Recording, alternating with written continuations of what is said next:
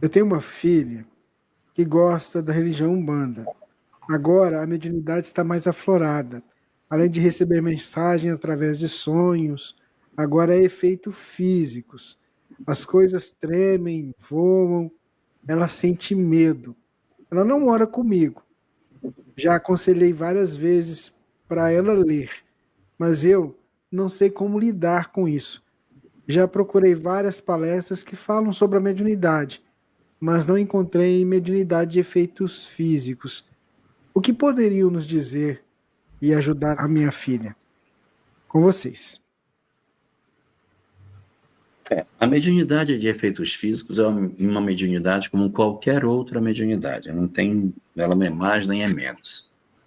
Porém, o livro dos médiuns nos fala que, geralmente, os espíritos que se servem desta mediunidade é uma classe de espíritos que está muito relacionada com a ideia de que fenômenos de ordem material sejam importantes. Então, se eu tenho que fazer um fenômeno mais físico, esses fenômenos eles são produzidos por entidades que não são de tanta elevação espiritual. Mas eu não quero que ninguém diga assim, foi um fenômeno, então é um espírito inferior. Não.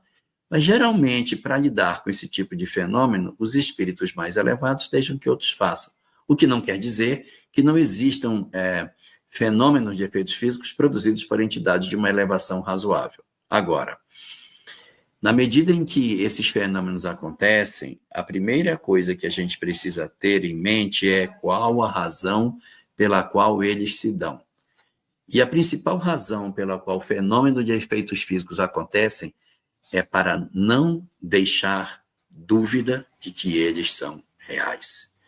Eles são muito frequentes em determinadas histórias de vida, aonde a pessoa precisará de uma prova inconteste de que existe vida após a morte.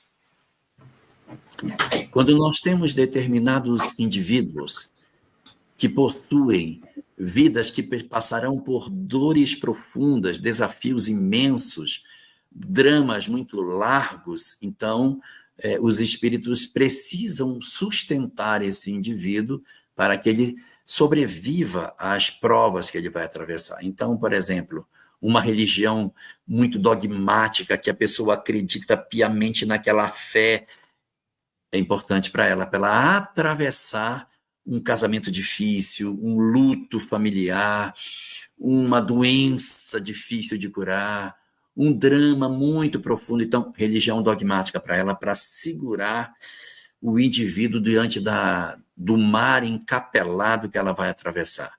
Mediunidade de efeitos físicos também acaba tendo um propósito semelhante, porque a pessoa não vai dizer assim, talvez isso não exista. Ela vai dizer, eu tenho clareza de que isso é real. As coisas se movem na minha casa, os objetos saem do lugar.